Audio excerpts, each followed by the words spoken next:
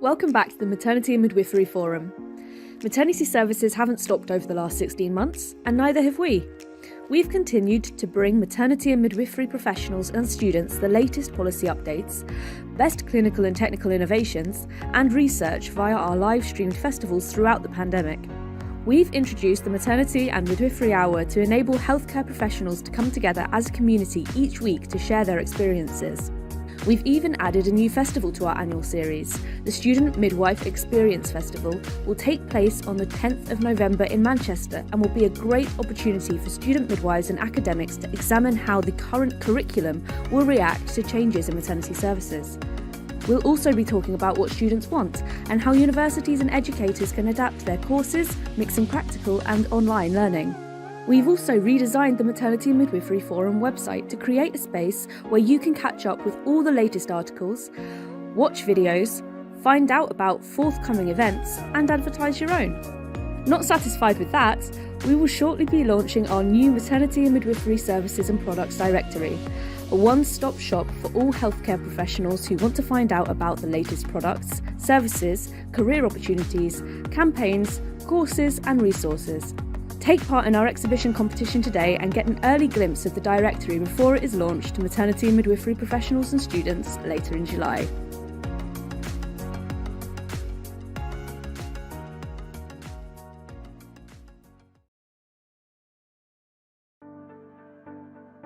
And welcome to everybody who's come this evening. I think we've got an interesting evening. I hope you're going to enjoy it. I remember another patient who we both looked after who, was in a relationship with a chap, getting serious, thinking about starting a family. And I remember her bringing him to clinic, him getting tested, them coming back to get the results. He was trait. This was one of our patients who had sickle cell disease, and she dumped him in the room. Yes, she did. Dumped him in the room in front of us. I remember. And I said, Mummy, I'd never let you get a vaccine that is not safe. So I'll be the first one there, and then once I've had it, you can have it. And I remember this text message coming back to me while I was at work, where you'll be the first to die. For every touch point, be talking to women about the importance about having the vaccine. And if you don't have information, say that to somebody. I don't have the information. Can I pass it on to the person that can? Some women are saying that they're actually having a really positive breastfeeding experience because their situation of having to stay at home and not having lots of visitors round and not feeling they have to rush about everywhere means they've actually got the excuse almost to sit on the sofa and just breastfeed their baby. So Black and brown women and birthing people are not treated with equity, leading to unacceptable levels of morbidity and mortality. They then become marginalised communities that become mistrusting of maternity services, and they might be reluctant to engage because their initial experience has been negative. We then label them as difficult and unwilling to engage, and the cycle of substandard care continues. It's really difficult to describe really what makes continuity happen, but there is some real magic in the depth of relationship that you have with a woman and her family, and it's really beyond articulation. We know it works. It definitely works for our women and our families, and if you always put them in the very centre of what you do and how you work, that is when the magic happens.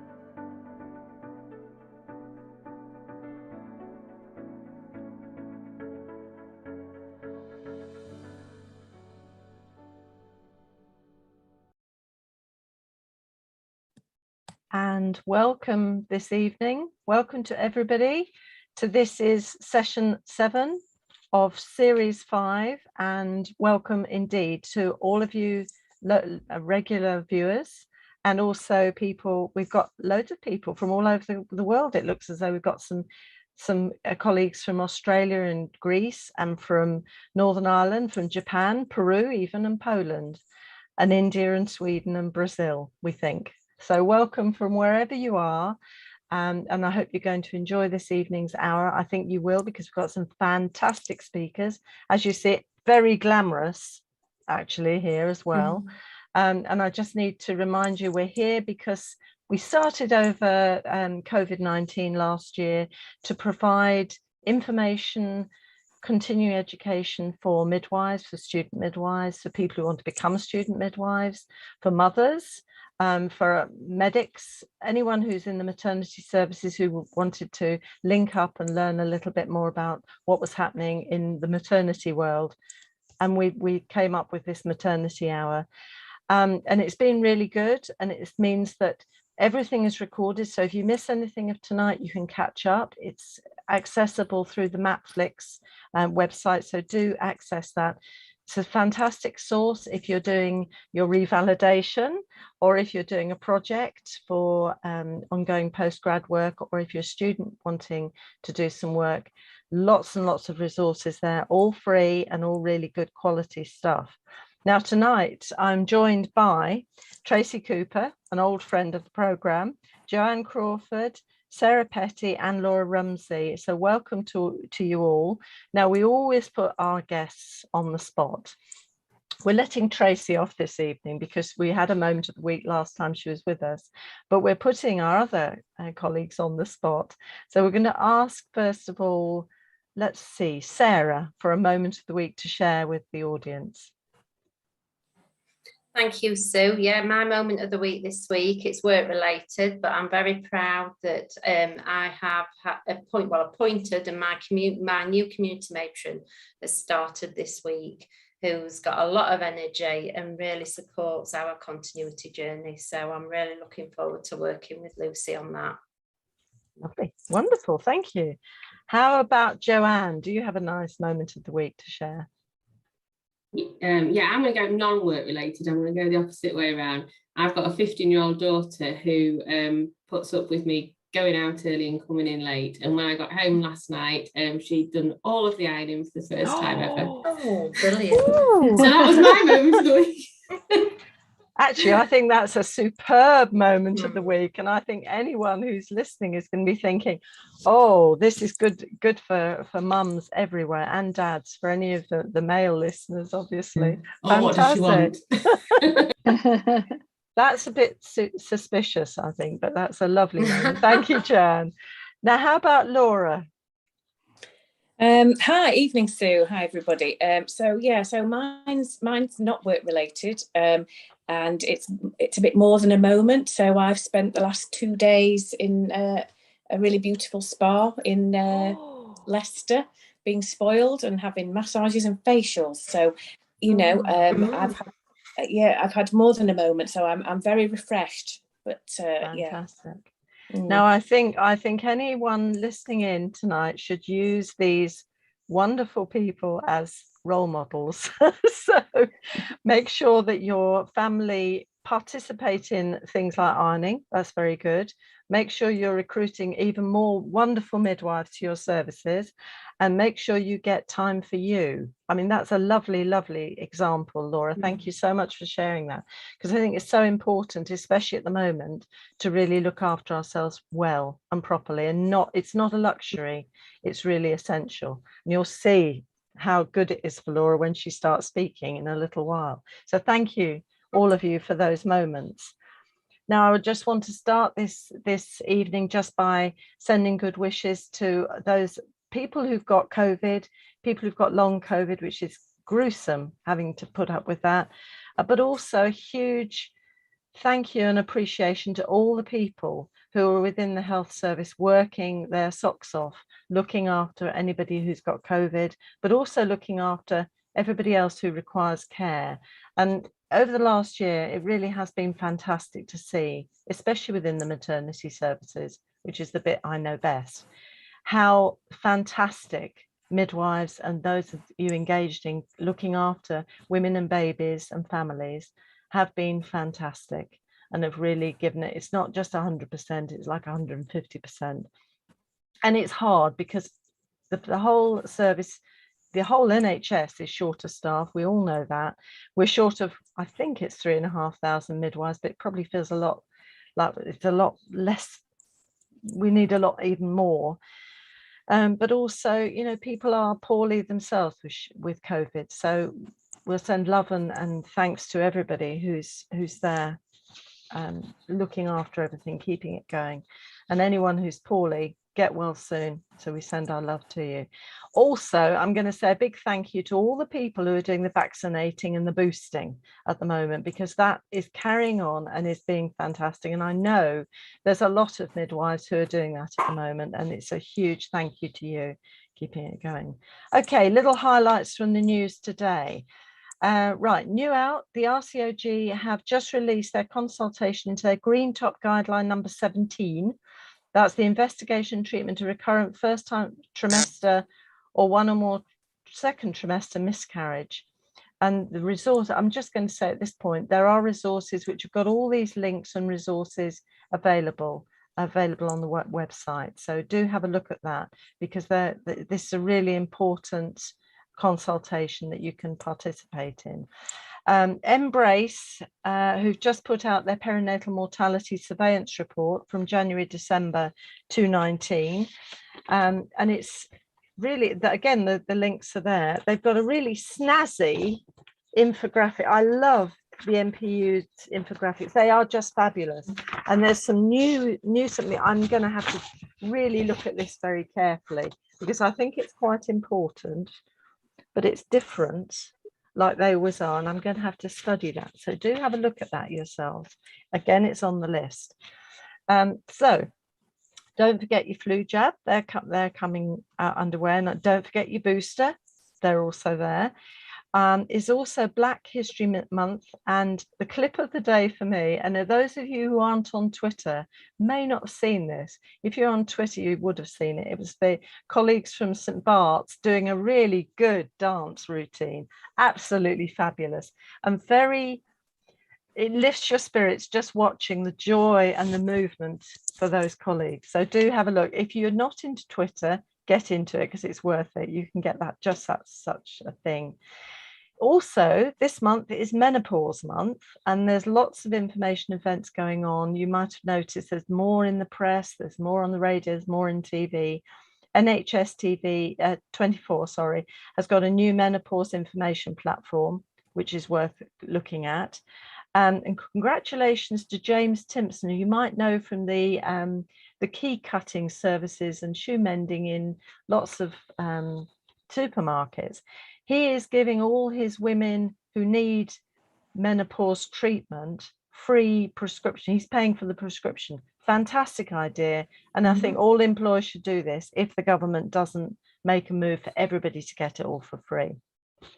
Now, what to read? I'm still working on this fantastic book, Nurturing Maternity Staff. I'm at the bit that says, and I think this is relevant to the discussion tonight, learning to stay connected in the relationship with the mother, no matter how brief the encounter, is nurturing and protective for both staff and inpatient. See, I'm chewing over this beautifully. It's a fantastic book, well worth reading. And there's also, today is SUDEP Action Day, and that's sudden unexpected death in epilepsy. And remember, that was raised in the last confidential inquiries into maternal deaths. It's something we really need to know about. So take in mind that's Action Day today. And I think the most shocking thing I've been listening to today, and many of you will have been listening to the news, is the issue about young women being spiked, and not just having their drink spiked, but being attacked. It's the only word you can use, really, in nightclubs or pubs or whatever, with people using needles to give some sort of drug to make them unconscious and unwell and whatever. So it's quite shocking, and that's the discussion that's going on. So keep your eyes peeled for this one. And if you've got daughters, you're probably very aware of the sort of information you have to give them before they go out anywhere. Very shocking, actually. More violence against women, which is very uncomfortable to hear.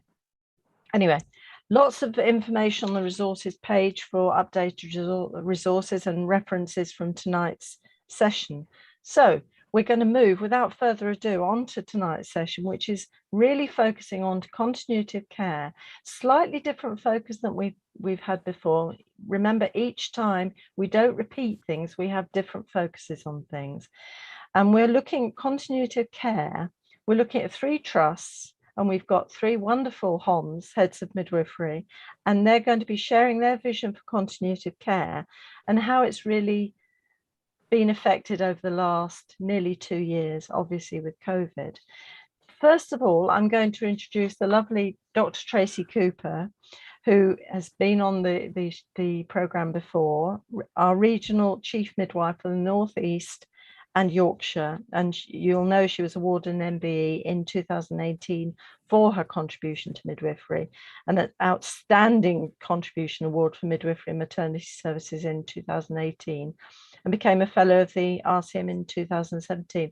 I could read her CV for a long time because it's very distinguished, but I'm going to just pass over to Tracy. So Tracy, the screen is now yours. Oh, thank you so much, Sue. It's lovely to be here with everybody again. It's great to see you all out there. Thanks for joining. So in North Eastern Yorkshire, we've got some superb examples of continuity of care. And here are 3 wonderfully talented heads of midwifery who are going to share with you how they implemented continuity of care teams in their organisations. In my regional team, I'm privileged to work with Mel Hudson, who's my regional continuity of care lead, and she's made a real difference to support midwives to implement teams and problem solve. I just wanted to make a special mention to Mel.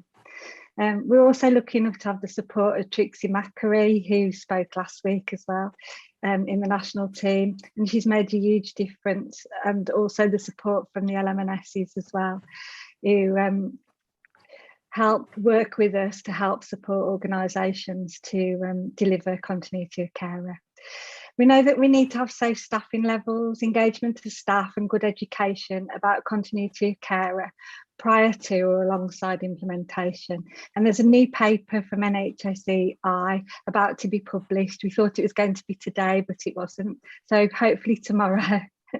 But this will help provide further help and guidance to implementing continuity of care and ensure that it's embedded for the future. So here are some cracking examples of how this has happened in North Eastern Yorkshire.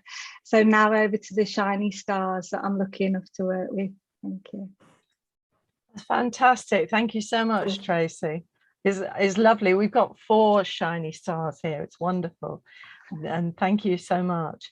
I'm going to first of all introduce, I'm delighted. It's lovely to introduce this range of wonderful people. And the first person will be Sarah Petty. She's worked for the NHS for 32 years. She doesn't look as old enough, obviously. She's a registered nurse and a midwife. She's had a very diverse career, working all areas of maternity services, including acute and community services, and working at trust in the East Midlands. And her leadership journey began in 2010. And in 2019, she moved to Barnsley Hospital as Deputy Head of Midwifery. And in 2020 was appointed as the Head of Midwifery at Rotherham District General, working with her colleagues in the South Yorkshire and Bassett Law local maternity system, driving the maternity transformation and safety agenda forward to ensure women and families received high standards of safe care and improved outcomes. So welcome, Sarah. The screen is now yours. Thank you, and thank you very much for having me this evening. I'm very privileged to be here. So what I'm doing this evening is I'm just sharing our continuity journey at Rotherham, and this was a presentation that we shared with the NHS England team when they came to visit us at Rotherham in August for their assurance visit. So we were very proud to share our journey. So just to give you a little bit of background about Rotherham. So for those of you that don't know Rotherham, it's a town. It's north of Sheffield and it's an industrial town. We sort of say that Rotherham is sort of squashed between Sheffield, Doncaster, Bassett Law and Barnsley. So it's a district general hospital that we have in England. We book around 3,000 women a year, and we birth our births as nationally there's been a trend in births going down, in decreasing our births to around 2,500. So yeah, we have around 112 whole-time equivalent midwives that work at Rotherham. And we are very proud of our journey with continuity so far, particularly during the pandemic, because we've managed to maintain continuity during the pandemic.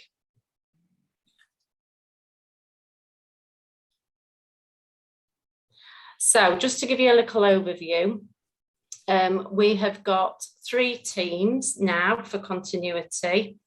In March, so we started our journey in March 2019, and you will see that there is a tree theme for all our continuity teams. So the first team was Willow, and this was launched in March 2019. And there are 8 whole-time equivalent midwives that work in that team, and that was a geographical and low-risk team. And following the success of Willow team in November 2019, the Poplar team was launched, and we got all staff out into the team by just before the pandemic really hit in January 2020. And again, we worked with 8 whole-time equivalent midwives, a geographical and mixed risk model, and these midwives chose to work night duty for their on-calls.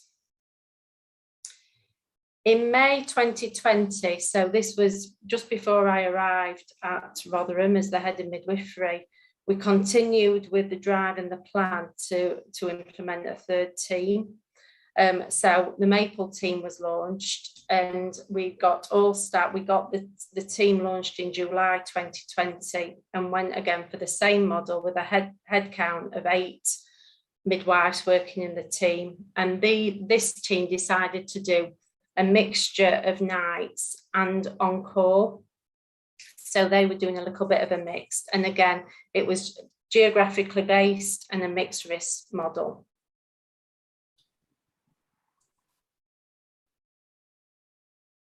The data here is the figure that we had presented, which we present each month to the local maternity system in South Yorkshire and Bassetlaw.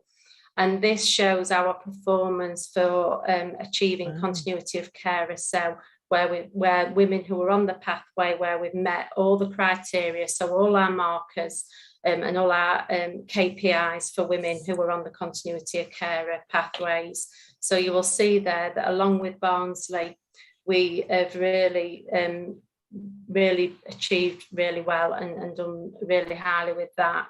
I think it's fair to say that we know that some of our other partners and colleagues have been challenged in the LMS due to staffing and the national sort of issues that we have had in maternity services. So that just highlights where we are with our performance. And here's just a little bit more performance data for you, but just to highlight that since October 2020, we achieved what was then the NHS England target of achieving over 35% of women on a continuity of care pathway.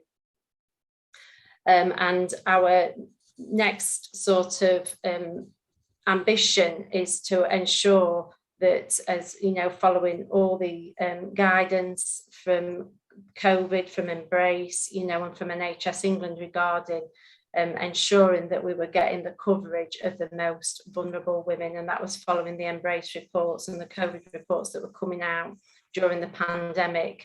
So we've since been working really, really hard to achieve that coverage in the right geographical areas for the deprivation index. So that has meant that we're looking at, and we've started reconfiguring our teams to get the deprivation and BAME coverage. So you'll see on that slide that we are getting there with that. And for BAME, we're looking at a range between 14 to 27%.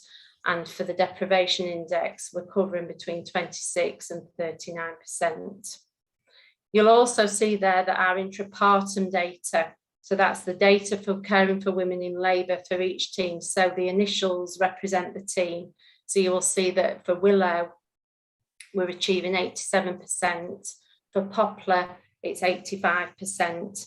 And for Maple is 66%. I think it's fair to say that the Maple team have been the team that have really had a big challenge being launched through a pandemic. However, they have really, really worked hard, you know, to achieve the outcomes and maintain safe care for women. So we regularly receive feedback. We ask our maternity voice partnerships, so they're our user groups, for feedback on how continuity feels for the women. And you'll see that we've got a range of feedback here that women have shared with us about their experience of being cared for on a continuity of care pathway. So I'll just read those out to you if you cannot read them on the slide, but they felt that they'd received better care given by the Willow team than the first pregnancy, and they were able to build a relationship with their midwife. Being cared for by the Poplar team was great. I wouldn't have wanted it any other way. I had one midwife pretty much for every appointment, and then she was able to birth my baby as well. It made me feel at ease as I knew her and trusted her, and she knew all about my pregnancy and any issues that arose. As this was my first pregnancy, I had no expectations. However, the Maple team were amazing, naming the midwives, Rebecca and Natalie in particular. So I mean, that's just a very, very brief snapshot of feedback and how it feels for women. But I think we know that the evidence strongly supports that maternal satisfaction is very, very high with the continuity of carer pathways. We also survey our staff, our midwives, very regularly at touch points to see how they are with the continuity of carer model. And I think it's really, really fair to say that we've had the most challenging time in the last 2 years with the pandemic. And we do see that although we have maintained continuity and we have certainly achieved what we need to be achieving, there has been, our staff do you know, suffer from some element of burnout at some point, and we are sort of getting that when we sort of hit that 2-year point.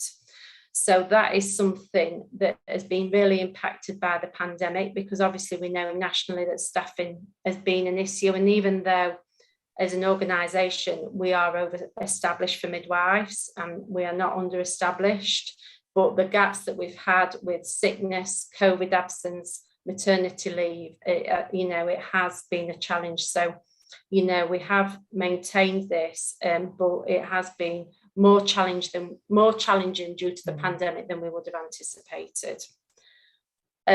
So there is quite a bit of work that we're currently doing with the team to support us through that at the moment, and we're really grateful to the LMS to be supporting some work that we're going to be doing with Barnsley. So Sue mentioned the book, the Nurturing the Midwifery Staff, Maternity Staff book, and we're very privileged that we've managed to work with Jam to provide some psychological support for the teams across South Yorkshire and Bassett Law to support us moving forward with that pressure. And there has been some lack of interest in joining the continuity teams because staff do want to continue with the traditional model of maternity services, and we know that, you know, this will be the default model. So it's how we attract staff now to work into continuity of care teams, and what we need, the work we need to do to attract staff to work in these new models. So that is around offering flexibility, you know, making sure that we're offering new starters, they start going out into the continuity teams at the start of their midwifery career. So we have a really good preceptorship and support package to provide the support and nurture our staff. So I'm not going to play this because it is very, very brief, but one of the big achievements we've had at Rotherham with continuity of carer is the fact that very small numbers, but it's significant for us. we have trebled our home birth rate in the 2 years that we've had continuity of carer. So in 2018, we had 28 women who booked for home births, and very sadly, only 12 received a home birth. However, in 2020, we'd seen the interest in home birth increase to 77 women, and 48 women received a home birth. So for us, that's a really, really big achievement. And this, I came into work one morning and was told that we were on our national sort of news, Good Morning Britain. So this was a snapshot that was shared with me and sent to me, very brief, but sharing our success with our home birth rate. So just to go through now really what our plans are to achieve continuity carer as the default model, because this is something that we're all committed to, and we know that it really does improve outcomes for women, and it can actually improve job satisfaction for midwives as well if we get the life-work balance right, and that's really, really important that we do that. So the work that we're currently doing is we're reconfiguring our 3 existing teams. So what we're looking at are postcodes now and making sure we're really getting that coverage of the deprivation index and the BAME communities locally. We're also working on our plan and starting to roll out a hub-based model. So we're going to be having bases across Rotherham. This is really, really crucial to our postcode model of working, because that means that community midwives will no longer be tied to GP surgeries, and they can work in community hubs and bases, which was one of the big ambitions of the Better Births. We're using our continuity of carer modelling tool, so that's a national tool, and obviously Birth Rate Plus, to really look at how many teams we need to make it the default model. Using that modelling, we're estimating that we're going to need another 5 teams, so 8 teams in total, retaining a core staff within the hospital to provide the labour ward and the postnatal care and the care and antenatal services. And we're also looking at staff to be deployed into continuity of carer teams for women who choose to birth in other neighbouring hospitals, and looking at enhanced model of care for those women who are on high risk pathways as well. So that's something that we're also planning. So we're just planning now our launch, the launch of a 4th team, and to get the right people and the right staff interested in the team, and to really make sure we've got full engagement. We're just re-energising an improvement sort of group, so that we've got all sort of stakeholders involved in the launch of the 4th team. So that's going to include labour ward coordinators, acute midwives, midwives in green oaks, doctors, support workers. So we really want to re-energise the interest in continuity, so that we can get some real good interest in the launch of the 4th team. And we're looking at our remaining teams, as we've said, to be placed across Rotherham, to make sure that we've got the coverage that's required for deprivation, improving outcomes for those women from deprived communities and BAME backgrounds. Okay, thank you. Thank you so much, Sarah. That was great. Fantastic. And there's already some questions coming through, and someone is asking whether they can have a copy of your slides. And just to say that the slides, everything will be available, and the whole presentation will be available by Friday for anyone who's watching. So I'm moving on to our next speaker, and that's Jo Crawford. And she moved from Lincolnshire in the 1990s to study midwifery at University of Newcastle. I've even got the pronunciation correct. and trained at the Royal Victoria Infirmary. Jo consolidated her practice, then moved into many different roles in practice development, corporate clinical governance, labour ward coordinator, matron, and then became head of midwifery at Durham and Darlington, covering approximately 5,000 births and 7,000 families. In addition, Jo was a CQC assessor, and she's also managed to fit in having 2 lovely daughters and a cockapoo called Bear. I love that. So thank you, Jo. The screen is now yours. Hello, good evening, everybody. Thank you, Sue, for that. I'm hoping you can hear me okay. It's a bit lonely sitting in a bedroom and suddenly talking to lots of people and not knowing if they're really there. So yeah, thank you very much, Sue. We are, I did hear at the beginning of the presentation that there are lots of people from all over the world. So where's Durham and Darlington? Well, it's where that little star is on the map of Britain. Whilst it looks very small, we cover quite a large geographical area, as we said, covering just under 5,000 births a year, but looking after about 7,000 families. So a little bit about the sort of the team we work with. We've got 262 midwives, 10 specialists, and actually it says, well, I'm one of those. This was written by Amy, who I'll give a big shout out today, who's our continuity of care lead and is the most passionate person I think I've come across for a long time. We've got some fantastic matrons. We've got 3 matrons as myself and 21 consultants. We cover 2 large acute hospitals and 3 community hospitals as well. So it's a really big patch that we cover.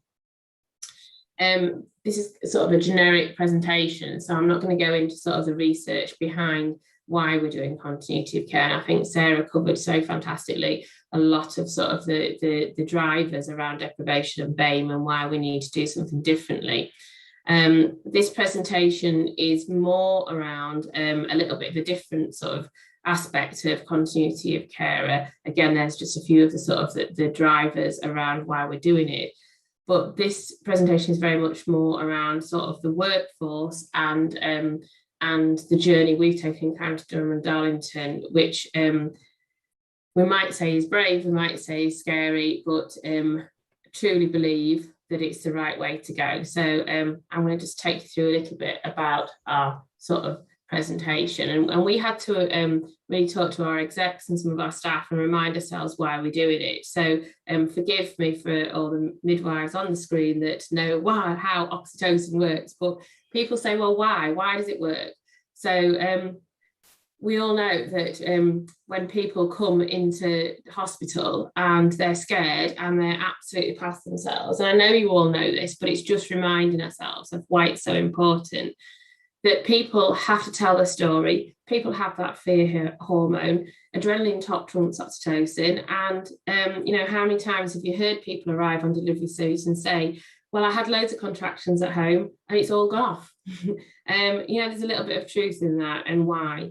And actually, when you've been, I can absolutely share these slides, but I just think it's quite important to get on to the next bit, which is a little bit about the workforce.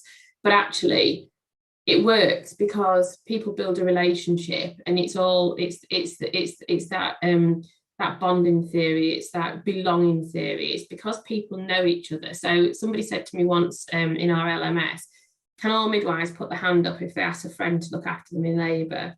And a lot of people put their hand up because actually they get looked after by somebody they care for. And we should trust every midwife that we work with, and we absolutely do. And I would say as heads of midwifery, we have to look at the staff that we work with and say, could anybody in your service deliver your daughter? And the answer should always be yes. But actually we do like to have somebody that looks after us, because it's about that relationship, because we don't have to tell the story, because we don't have to tell the story that the ex-husband's a wally or his mother's a pain in the bottom or nearly, or what that sort of safeguarding story is behind it, and actually the trauma that may go back in people's histories, because that can make a huge massive difference to that building the relationship at such an intimate and personal time, and that's what makes the difference. So where are we going with this? Well, 6,000 women, we've got a vision, we've got a strategy and a plan. And actually, do you know what? Every one of those 6,000 women deserve this care. they deserve the better outcomes, they deserve the psychological security, and they deserve to have those huge differences to sort of the public health, the smoking, the breastfeed, and actually been feeling loved and cared for throughout their journey. And this isn't to say that the care that is given presently is not great. It is. Every midwife does the best they can. And I think it was maybe on was it last week's live podcast of this, it was somebody talked about the zombie midwife, and that was just so accurate, because how many times do you speak to midwives that are just burning out and it just can't continue, and how can you give good care when you really are sort of on the edge of your seat on a daily basis? So the journey we've taken, and I'm not going to focus too much on again on the detail, I just want to take you on the journey that we've been through so far, and we're not at the end. The journey's hard and there's some really big bumps on the road, and I think we hit a bump on a regular basis, but it's how we get over that bump or around that bump. So we had an idea, and the idea was that in Durham and Darlington we only have 6% BAME population, but you know what, we have huge amounts of deprivation. The deprivation within Durham and Darlington, we've got huge amounts of pit villages where we've got sort of historic deprivation, we've got huge amounts of high smoking levels. There is a significant drug use. There is quite a large amount of artificial feeding, but then we've got pockets of real good, the university city of Durham, where we've got international students and some really affluent areas, all that come with their own challenges. So how do you approach all of that? But again, I go back to every woman deserves the best possible care we can possibly give. So we were really on the naughty step in Durham and Darlington for a while, and I think with the bane of our regional LMS's life, because we were presenting really low rates of continuity of carer, because we just couldn't understand how we could do it. And as many people say, how can you do it without huge amounts of resource? So we were really on the back step, and we were really getting flagged sort of from a regional basis of, come on, you need to get your act together, really. This isn't working at all, and you're not going to meet any of the targets, and you need to just really take stock and sort this out.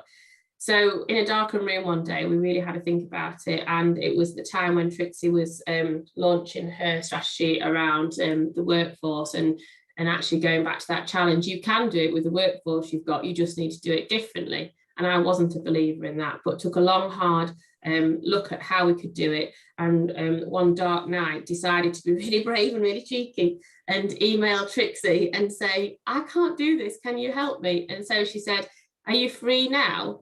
Whoa, really? So we went on a Teams meeting at 6 o'clock one night with a Christmas tree in the background, and she talked me through it in detail with the staff establishment that I had, and I was really, really honoured and lucky to be able to do that. And suddenly the light bulb turned on, and my daughters even heard me go, yay, I think I've got it.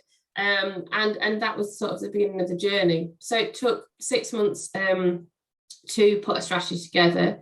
And what we decided to do based on that strategy was, we need to do this for all of our women, and it's going to take a lot of teams and it's going to take a lot of time. But what we realised was that we need to mobilise the whole of our workforce. And if we do it on a small basis, then it's not going to create the effect for the whole workforce. It's not going to make a difference.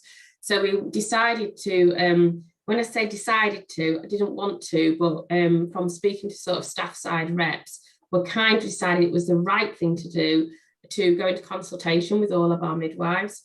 So we've actually consulted with all of our midwives, which was, I'm not going to lie, the hardest possible thing in my career up to now. And that was around staff engagement. We did over 130 one-to-ones. We did over 23 evening team sessions, and this was during COVID. And we had lots of meetings with the RCM that were very, very interesting. And the take-home message was, at that point, engage, talk to staff as much as humanly possible, because I didn't get it right at the beginning. I didn't talk to as many staff. I made the mistake of thinking if I send a strategy during COVID, people would read it, and they didn't. So actually, I got it wrong at the beginning, and I think we learn every day, and I continue to get it wrong, but I continue to build on it with the team that are awesome. And I suppose the shout out is, it's the team that are around you that make the difference, and this isn't something that one person can do alone. So I suppose from a workforce point of view, the biggest bounce back I got was, yes, we all know it's great and we all know it's going to be good for women, but actually we can't do it with the workforce we've got. And this is just kind of, we've got a couple of these slides, and it was kind of like going back to but it doesn't work now. Every day when I go on labour ward, or when you go onto one of the units, so if we say, how's the workforce? We're 1 down, we're 2 down. At the minute, it's often 3 down. And actually, what does that mean? Are we 3 down? Or is it because actually our rotas say we're 3 down? So if we've got 12 people in labour or 3 people in labour, it is that sort of language around, it doesn't really matter how many we've got, we're staffing a unit. And if we are supposed to have 6 staff on an early staff, if we've got 5, we're 1 down. If we've got 7, we're 1 up. But actually it's regardless of the amount of women that we've got on labour. Bear with me, I'm hopeful this will make sense as we sort of move through. We report on a monthly basis to our director of nursing and our board about, and I'm sure the heads of midwifery and sort of senior staff on the call will be very familiar with this kind of pie chart and the outcomes basis around staffing. So what that demonstrates to you, and this is a little bit old now, but back in February 2021, at one of our units, we were only meeting safe staffing really well for 49% of the time. And in the other unit, 67% of the time. 25% of the time in one unit and 36% of the time in the other were on the edge. And the red areas, the red parts of the pie chart is where it was not great and it was probably unsafe. And we didn't have enough midwives for the women we were caring for. And that's because there was not enough midwives for the activity that we had. I'm just going to kind of go on to the next one.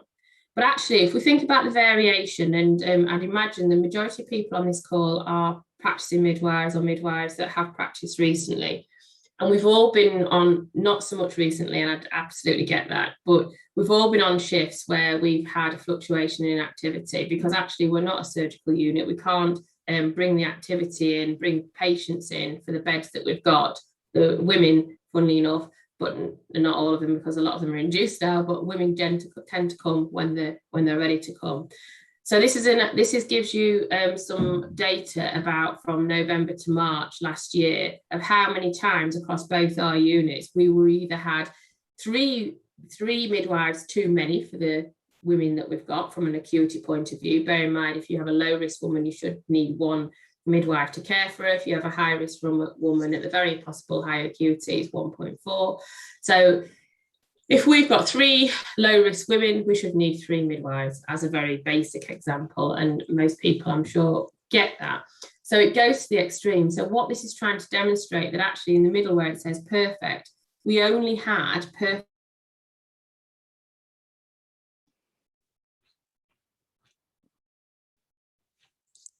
Oh, we've got a glitch.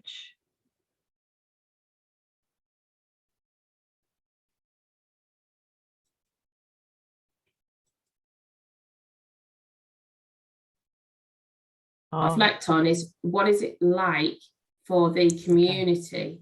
Oh, can you hear me okay? Do you want to nod, still or shake?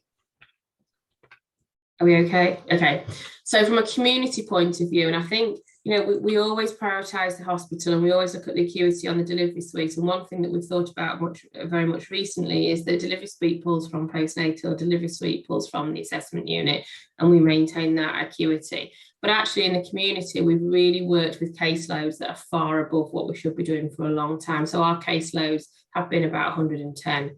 That means that women are getting 15-minute appointments antenatally, that midwives are throwing safeguarding reports in at the end of the day when they've had a huge amount in their diary. And this is a real diary entry from March earlier in the year. It's not great. It's not good quality. The midwives are working hard and giving good care, but not the best care they could. So on a daily basis, this is how it feels. And it probably even feels worse than that now because everyone's tired. The bank fill rate is reduced. People don't want to do extra shifts and people are tired, and we've got a national staffing crisis. So there's peaks and troughs, and it's probably the downward scale that there's a majority at the moment. And that's how staff feel on a daily basis, going, is it going to be okay? Is it going to be horrific? Is it going to be okay? And that's how it is. So actually what we're doing on a daily basis, and this is the chart I showed you before about perfect staffing.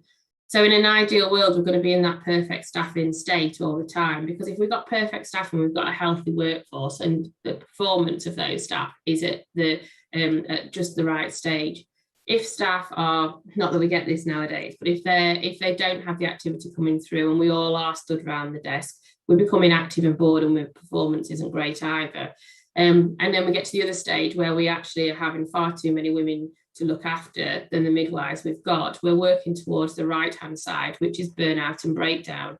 Our performance plummets and our health absolutely takes a nosedive. So the more we're under stress and the more at the right side of that bell curve, the more mistakes we make on a daily basis. So what I'm trying to say is that staffing at 21% in the acute equals staff and decreased performance. It doesn't work. What we've been doing for the last year, for the last 5 years, and I would challenge people on the call to say, so 6 years ago, did we complain about staffing?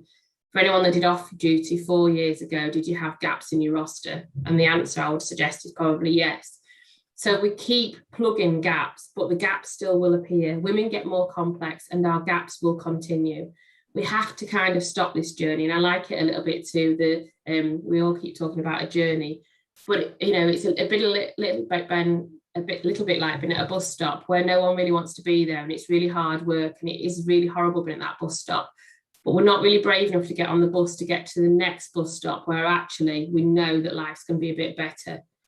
And the bit we're at the moment is very much where we're trying to load the bus, but it's about getting the people on the bus, because even though they don't like where they are, it's really hard to leave it. So at the minute we're staffing a unit, we're not flexing for women. What we really need to do is a model where we need to move where the work is. So if we've got a labour ward full of women, we need to be able to flex up the workforce to be able to look after those women and give them the care they deserve. And when we've got a labour ward that isn't as full as women as we maybe have on other days, is that care is delivered in the community where the women deserve that care antenatally and postnatally. And that's not a 15-minute appointment. That's something much more wraparound care around those women. So I don't even know if I dare even say this, because I can get a bit tongue-tied. So if we have a core group of midwives on the delivery suite, and then we have teams of women midwives in the community that are looking after reduced caseloads up to 36 to 42, as we do in the continuity models. We've got Susie from Stanley being looked after by an Infinity Midwife. And I apologise, Infinity is our brand. It's our brand for so much as Sarah's got the different trees, we went for Infinity across. It's care that continues. It never stops. So we have an Infinity for Stanley, an Infinity for Ferry Hill, for example. So Susie from Stanley would have her Infinity Midwife or her team come and care for her. Penny from Pelton would have her team come from look after her. Fingers crossed. Franny from Ferry Hill would have her team come and look after her. But Debbie from Durham team hasn't launched yet, so she'll be cared for by the core team in the hospital. So the top half of the infographic there is our base staff at the moment. So at the moment, you can see that we've got a number of staff on the Durham unit, slightly more, and on the second late row down, it's the staff at the other acute unit. There is a maximum amount of staff. There's nowhere to go to unless we start calling us as a kind of a management team. In the middle of the night, that's it. There's no one else. You're stopped. But actually in Infinity, in the future, when we have all of our teams out, you'll have a core group of staff on one unit, a core group of staff on the other. And because we've got 17 teams out, in theory, across the whole of our geographical area, you can call in 17 birth availabilities. So suddenly going from a core group of a maximum of 20 staff around on night duty, you've suddenly got 28 staff on night duty. So there's more midwives available to provide the care and to flex the cover of the care as the activity requires. I'll not go much on that, but that's how the future is, and that's one of our pilot teams and how their life is and how very different it is. I suppose what to say is that they're delivering hourly antenatal appointments, which is very different to 15 minutes. And the question the staff said to me was, well, how is it safe? This can't be safe. You can't send all those staff into Infinity and have a core group of staff in the delivery suite and it still be safe. So what we did was look at the birth rate plus ratio as those teams went out, and this is in the acute. So I've always if you look at the birth rate plus ratio, I've been 1 to 38 across the whole of the service. You can see there at Durham back in November, we weren't really meeting that. It wasn't particularly safe. It was slightly above the ratio that we would aim to go through. Darlington was a little better state. But as each team goes out, and as each team takes their, in theory, take their 280 women per team with them, the birth rate plus ratio comes down to a very, very sensible level as we move forward. But what about traditional community? We've got a bit of a blip there because one of our teams straddles both of our acute hospitals, but essentially it goes down a lot lower. But at the minute, or at the beginning of this journey, our caseloads are about 110 to 120, and as time goes on, they go down to the 1 to 42 as we all move to infinity across the whole service. So we know that continuity of care is fantastic for women and families. Sarah talked about that, but actually, it's got to be better for midwives. We can't carry on this roller coaster of having horrific shifts on a daily basis, and community midwives that just can't cope with the amount of caseloads we've got. So we've got to move to something different. So we're moving towards infinity over 17 teams. We have at the present 3 teams out. We've got 2 more going out. So by the end of November, we'll be looking after 840 women in infinity. The outcomes speak for themselves. These are very early outcomes. Sorry, I'm just going to go up one screen, I don't know if I can. But what we've seen in one of our most deprived areas are women that have been smoking. We had about a 45% at delivery smoking rate when they started, and it got down to 12% by March last year. And that continues in the outcomes that we're having already. We're looking after 90% of our women in our teams at the moment, and our normal delivery rate is well above what we had previously. So the outcomes, we're about to launch our 1-year report, which will cover the 3 teams and the 2 teams that are coming on board. And our rollout is going to take another year. There's some lovely pictures. But I think what I would say is that's our end slide around bring your labour bag, bring your notes and bring your midwife. However, what I would say just kind of as a very end point to this, that this is not a happy journey. It will be a happy ending, but it's a real struggle. And certainly as a head of midwifery, what I would say is this journey is really, really hard. People don't want to get on the bus. The change process is huge. People are really struggling with the concept. People are we've got people in the teams that are loving the concept and are saying, I've never felt it better as a midwife in my life. It's wonderful. People didn't want to go out there, but it's really, really hard. Thankfully, I've got great support from Tracy and Trixie, who are also coming up to, in November, a drop of a hat, thank God, the Lifesaving are coming to help me with some challenges that I've got in Durham and Darlington, and the team that we're working with very closely. It's really, really hard, but we have to keep going in the direction, because if we go backwards, we're not going to improve things, and we're going to be back where we were 5 years ago. So that's kind of our journey up to date. I hope that helps, and any questions, great for received. Okay, thank you very much, Jo. I love the analogy of the bus. That's a lovely analogy. And I know there are questions coming in. I'll just say to everybody, the audience, I know we're running a little bit late. We will have some time for a couple of questions, and we'll try and answer them online as well if we can't answer them face to face, as it were. So thank you very much to Jo for that. You can see the passion with all of these women here, and it comes over beautifully.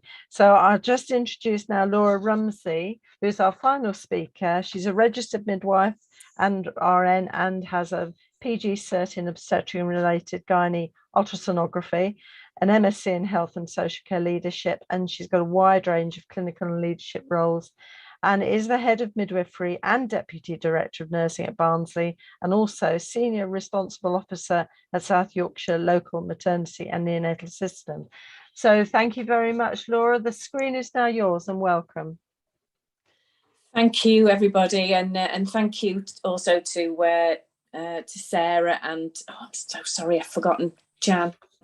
I can't remember, and our previous speaker. It was really interesting to see your journey, your journeys, and so I want to talk to you about our journey with continuity of care from in Barnsley Hospital. So for the benefit of everybody who doesn't know where Barnsley is, it's obviously a town in the north of England.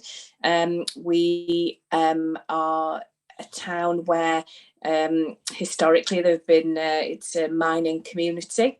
There are high levels of deprivation in our community, and high levels of smoking, obesity and heart disease, and also high levels of real sort of social challenges and safeguarding, and our families, as all families up and down through England and everywhere else the world, deserve the best care, and being head of midwifery in an area where deprivation is so prevalent, I'm really passionate that women and their families and children get the best start in life to allow them to fulfill their potential. So I'm very passionate about continuity of care and the women's, the right that women have for choice and personalisation of their maternity care. And for some women, this is the only time they will be cared for and have their needs put first. So I want to make sure that we do it really well. Next slide, please. I don't think that's great. So I'm trying to be really quick here because I know we're overrunning a little bit. So our journey. So I started as head of midwifery in 2018, and it became very apparent, having started in a new unit, that I wanted to really revitalise midwifery as I saw it. And looking at the evidence, I also wanted to implement continuity in the service in a really deprived area that would improve outcomes for mothers and babies. And so I was very lucky to work with a senior midwife called Kerry Bushell, who was equally as passionate about continuity and now leads as matron for antenatal services and community for all things continuity in Barnsley. And she really has pulled all the stops out for us, and we're very, very grateful. So we had the first engagement meeting, because obviously you've got to be in it to win it, and we needed to get talking to our workforce to say, this is what's coming, this is what we want to be part of, what ideas do you have? Because ultimately, if we don't get the ideas from the staff, front-facing clinical staff on the ground, it's not going to work if they feel done too. So the first meeting we had was July 18, and to be fair, the only people that came were the people to tell me and Kerry all the reasons why we couldn't do this and why it wouldn't work, and we wouldn't be able to do it.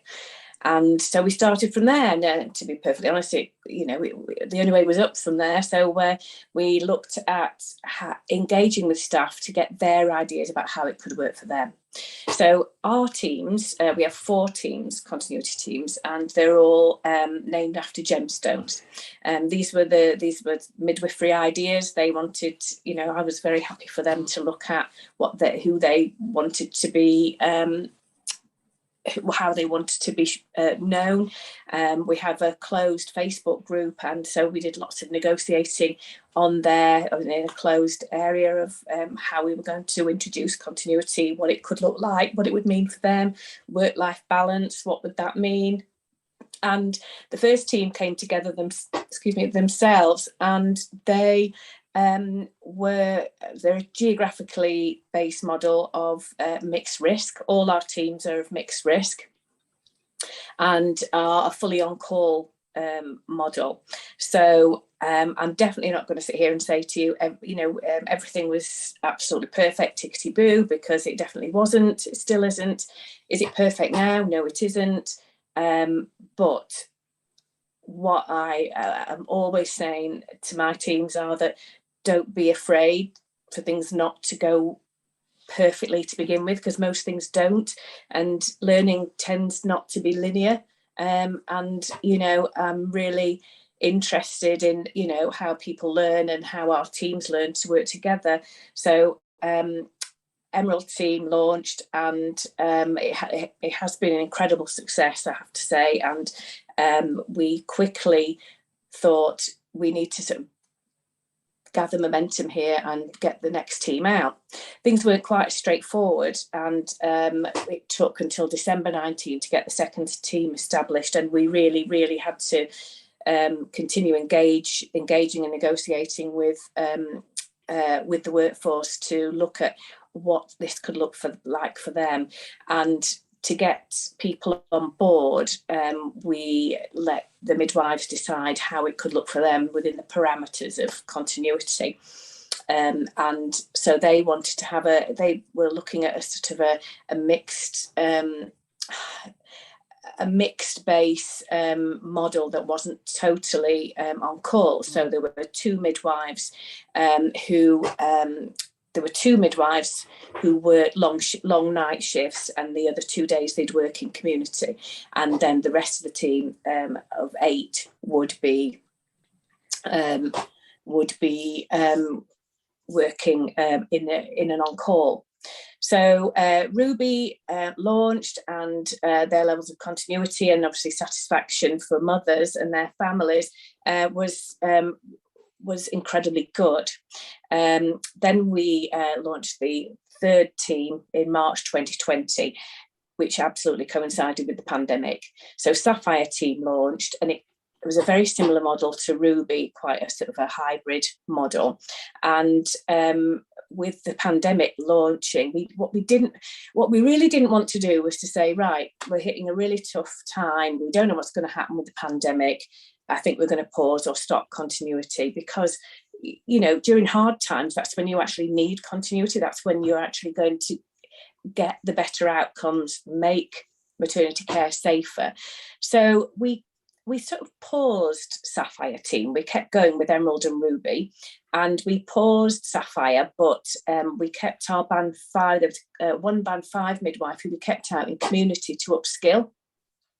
And that worked really well. And the team still had lots of contact with each other and built relationships within the team. So when they were re-established in September 20, they had a real sort of, they had a bit of an advantage in that they'd had practice speaking to each other, talking about rotas, working together. So September 2020, Sapphire was launched. May 21 is our latest, our 4th team, Amethyst. And Amethyst is it's funny, Amethyst, they're like my children. Amethyst are like Emerald. They got themselves together. They really sort of worked.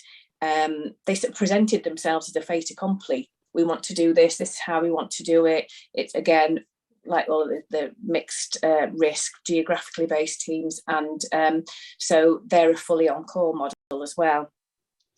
One of the things I would note is that the Ruby and Sapphire, there are sort of very similarities in some of the issues that presented within those teams. And one of them was that the individuals that worked the shifts often felt a bit excluded. I suppose that's a bit of a strong word, but the relationships in the teams were more complex, and there was a lot more discussion, perhaps over the WhatsApp that the teams would have, that our band 7 team leaders really had to sort of go in and unpick probably some sort of small team relationship issues that cropped up mainly in those 2 teams, but didn't appear as apparent in Emerald and Amethyst, which were totally on call. So I felt that was interesting. Next slide, please. So the next slide is just a quick one, and it's just basically, it's Kerry Bushell did the continuity bus, and she was looking at this is when we were trying to get lots of interest, and we likened it to getting on the bus or staying at the bus stop, or are you going to miss the boat, that type of thing. So this was something that we put on, we shared with staff prior to coming to the engagement meetings. And I think it was an interesting analogy, and it made people laugh a little bit, and we all need a bit of a laugh sometimes, don't we? Next slide, please. So yeah, the next slide shows our sort of stats dashboard for this year. And you can kind of see in May, we had our continuity got up to 55.4%, obviously with the sort of women coming over prior to 28 and 6. And then as Amethyst embeds, really, you can see that we sort of like start dipping down again at 47.2%. One of the interesting things in Barnsley is that we have about 15 to 20% of our women that come and actually want to come and have their care in Barnsley, but their GPs won't necessarily be Barnsley GPs. So some of our continuity figures, we obviously can't include those women currently because we can't provide continuity because they're getting it in from other providers, antenatally and sometimes postnatally as well. So that does impact on our continuity levels to a degree. But I think as we move to sort of more system-wide working, hopefully we can look at actually all women having the opportunity to have continuity, even and having the choice of where they want to birth as well. Next slide, please. So this is our latest submission to our South Yorkshire and Bassett Law LMNS, where we receive a lot of support, and we're very fortunate in South Yorkshire and Bassett Law that our heads of midwifery mainly on the same page, and we do really try and collaborate and agree on our sort of system-wide strategies. So we are lucky with our LMNS there. So we can see all 4 teams, and currently we're at 52.74% continuity, and you can see at the bottom there that we're delivering 44% for our women living with with high levels of deprivation, and 46% of our BAME women are receiving continuity as well. So we made sure that when we were looking at our teams that they were based in the areas of high deprivation and also where our BAME community were. We actually have quite low levels of BAME women in Barnsley. However, we could identify where those women were living and where their GPs were. So currently we're doing okay. We've still got lots of work to do, but we really, really are passionate about continuing our journey. Next slide, please. So the learning, there's plenty of that. So we continue to learn all the time.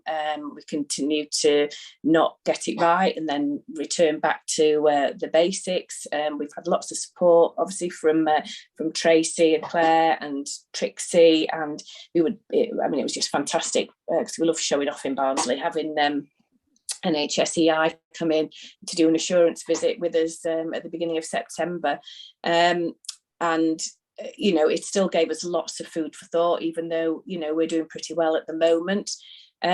We found that the autonomy presented to midwives, particularly younger midwives, not younger in age, but more newly qualified midwives, the flexibility that this allows and also the increased autonomy can sometimes be really anxiety provoking. So we are, as Sarah said, working with Jan Smith, who is providing a programme across the system of some psychological support to look at supporting all of our teams separately. Each team, not just continuity, but each team of grades of staff, labour suite coordinators, people working the day unit, antenatal clinic, the ward, they all have their different views of continuity. And when the going gets tough, and we've heard, obviously, and we've experienced exactly the same when recently in the last 3 months have probably been the hardest I've ever experienced as a midwife, and particularly as a head of midwifery, in terms of staff being very anxious, scared, upset, generally concerning staffing and workforce numbers. And one of the things I have learned is that actually there is, unless you've got your workforce right, unless you've got your most recent birth rate plus assessment, and you are your establishment is funded for this, you're not likely to be successful unless you have got the right workforce. They would be my takeaway thoughts here. Engagement with teams, we're always trying to engage with teams. Sometimes we do better than others. Obviously challenges with COVID, and creating an environment where innovation continues and grows, and people think about doing things really differently. To engage with continuity is always vital. One of the challenges for me, all things digital, one of the things that I hadn't absolutely acknowledged really is working off site. So making sure that midwives are able to have connectivity to the whatever electronic patient safety record, electronic record you're using, and to have a maternity specific electronic record. So as a system, we're absolutely committed to having one record across the system to promote safe care and safe communication, and that is absolutely vital. But you can have the best record, but if you can't connect when you're off site, if the infrastructure is not there, that's not really going to help you. Next slide, please. The future. The future. So we're looking at probably 7 geographical teams based on our 3,000 births, we think. And we're really excited to look at this. And, we've got this sort of, as Mel Hudson always says, we need to think about flipping the service. So I think about that a lot at 4 a.m. All our new midwives to the trust are now on integrated job descriptions, and they understand they will be joining future continuity teams, and that will be our default model for maternity care, and a rolling program of staff engagement and events in preparation of rollout for new teams, and also to sustain innovation and engagement with the forward trajectory. So at the moment we decided that, given the position that we're in, we're going to actually enter a period of stability, not pause, stability. We're carrying on with our 4 teams for the next 12 months, and we'll be looking at our 5 and 6 teams perhaps this time next year. And this will allow, I feel, our staff to settle and grow within the teams that they're in, and we can sort of make and mend and look at supporting our staff in the new world, because that's where we are with it. We're within the new world. Next slide, please. And never the end, just the beginning. And there's just more of the same exciting stuff. And I'm always really excited about continuity and about improving outcomes and early suggestions. Outcomes. We have less term babies being admitted to the neonatal unit. We've had dreadful breastfeeding rates in Barnsley. Traditionally, we used to run at 58, 59%. We're consistently sort of like 65, 67%. And I know that's not where we need to be, but 10%, there's 10% of our babies being breastfed. There's what's not to like. And smoking cessation. So we had about 25% smoking at delivery rate, and we're down now to about 13, 14%. So it's all good. It really is all good. So really happy to take any questions. I'm sorry if I've rambled on. Okay. Thank you. Fabulous. Thank you very much. And thank you to all our speakers. We lost Jo, but she's promised to answer any questions online if we can do. And I think because we've run over a little bit, and the passion of these midwives has been absolutely fantastic. I think everyone listening will agree. And though you might not agree with all of the points made, the commitment here and the outcomes, and the fact that we know that continuity of care is one of the most significant interventions that can be used to support good maternity care and good outcomes for women and their babies. Can't argue with that. Now I'm going to just do a couple of questions, because there are some, I have to say, audience, you've put out some huge amount of questions, and I don't think we can answer all of them, but what we'll do is try and answer them online as we can.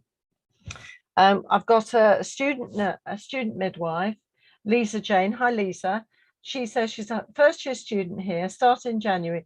Please, can you explain the difference between continuity of care and continuity of carer? And can you direct me to a good reference source at all. Now, who should I put on the spot? Shall I ask Tracy for that one? Yeah, that's fine. So continuity of care is about having a policy or a guideline or something that dictates the way you care for somebody. So that's continuity of care. So anybody that comes into contact with that woman delivers the same care. But continuity of carer is about the person delivering the care. So it should be the same person or team that is delivering that care if it's continuity of carer. And that's beautifully explained, Tracy. That includes obstetricians as well, not just course. midwives. Well, we did have a question from, now where was this one? From Diane Rizout. Hi, Diane, who said, how do consultants and maternity care workers fit into your model? Now, I'm not sure which model, but they're all similar, aren't they, in a way? Can I ask perhaps Sarah how you fit your consultants in? Or Sarah frozen? You want us to answer that? So yeah. Just as an example, because you'll all have slightly different arrangements, but just to give an example. So obviously we have consultant-led care pathways and designated consultants, but we have allocated our teams our continuity teams have a designated consultant as well, who they can refer to for advice and support. And then in each of our continuity teams, we have midwifery support workers who support the midwives as well. So that's how the maternity staff sort of we've got that diversity in the workforce. Fabulous, thank you very much. Okay, we'll try Bella Tottenham. Hi, Bella. Who says, if you could signpost midwives to one piece of evidence and research that shows the benefits of continuity of care models for midwife satisfaction, which one would that be? Whoever can answer first. The Cochrane reviews by Sandal et al., I would say. There's lots of stuff in there about midwife satisfaction. Yeah. There's a couple of other Cochrane reviews, especially in relation to preterm birth, that are there as well. But in relation to midwife satisfaction, there's some data in the Cochrane reviews of Sandals, I think. Fabulous. Thank you. That's perfect. So have a look at Cochrane. You just have to put Cochrane in your Google and you'll find all sorts of things. But it's very, very much that though we focus on women and babies and families, it does have the effect of being much more likely to have autonomy and satisfaction for midwives too. And I think our colleagues this evening really illustrated that brilliantly. I think one more question. I'll try one more question. Someone is asking, Ros Hadril. Hi, Ros. Says, how are you all harnessing the enthusiasm of newly qualified midwives in your approaches? I'll try Laura for this one. Right, how are we harnessing? How are you harnessing those junior midwives, or newly qualified, I should say? Yeah, so at the beginning, for us, obviously, it's for me, it should start in when they're actually at university. We should be having a presence in the university. I think that obviously Sheffield Hallam, I'm sure, ask our midwives to go out there and speak to cohorts of midwives, student midwives, but at interview all of our midwives, we have the discussion with them about the role of the midwife, what the expectation is, continuity. Our adverts are very explicit about joining continuity, improving outcomes. I would actually say that I think that we could, in partnership with universities, could do more with this. I think sometimes, for me, I'm not afraid for our newly qualified midwives to go out into continuity teams with the right support. Some of the successes that we've experienced over the last 18 months, 2 years, have been through newly qualified midwives really finding a feet and enjoying continuity. But I think actually, it's the golden thread that should run through their whole experience at university.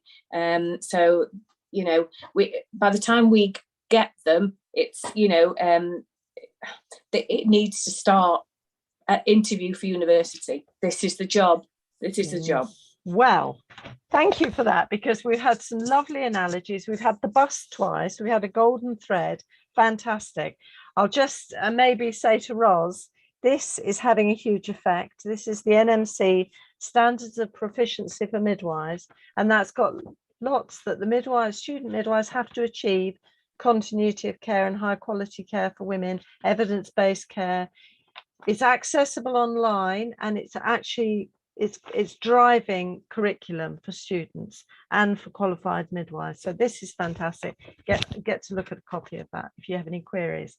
Thank you so much to our lovely speakers for really digging into the reality of how you organize continuity. And I think one of the things I'm taking away, apart from Laura's jewels, of her jewel teams and the tree teams, is the staff numbers and planning with your existing staff and bumping up the numbers is really fundamental. And if you don't have good numbers, even if you do a continuity of care model or what we'd say is traditional, it's still going to work hard for midwives and make shifts difficult for midwives, and means that the care, again, I'm not sure, I think you all said it in different ways, but staffing the hospital rather than the women and the babies. And that we've spent a lot of years doing that. So thank you very much for a very thought-provoking session. It's been fantastic. Now, some of us will get on social media, and we'll try and answer some of the questions how we can, and put some online, so you've got that there. And resources, this whole presentation will be available at the end of the week. Next week, you've got Sheena and Anna Barham in doing something slightly different, so you'll enjoy that. Don't forget to book for Student Experience Festival on the 10th of November. It's all online, and there's going to be loads and loads of student midwives there, so do book. Loads of networking possibilities there. There's also Midwifery Education Conference, also on the 10th. So all of you educators, you need to book up for that. And there's the Scottish Maternity and Midwifery Festival on the 23rd of November in Edinburgh, but it's also a hybrid event, so there'll be a really good Zoom out of that as well. So it all just leaves me to say a big thank you to Tracy, to Laura, to Sarah and Jo, and thank you to you all for joining us, and we'll see you next week. And in the meantime, stay safe, stay well, and we'll see you next week. Take care. The Maternity and Midwifery Forum brings you Matflix, video streaming from maternity experts. All your CPD and revalidation needs met in one place. Our expertly curated box sets are the perfect way to engage with the latest thinking, issue by issue. They make revalidation easy and are the perfect accompaniment to any project or university coursework. In addition to video from expert speakers across maternity and midwifery, there is easily accessible research and links to the latest government policy documents.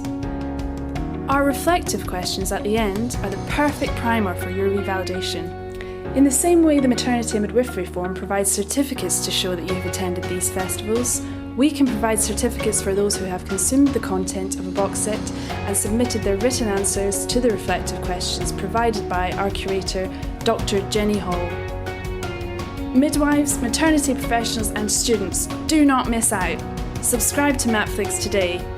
Box sets are just £17.50 each, or access to them all starts at £8.99 per month, and only £5.99 for Maternity and Midwifery Festival attendees. Students pay just £2.99 per month, and only £2.49 for Student Maternity and Midwifery Festival attendees. Check out the box sets at www.matflix.co.uk.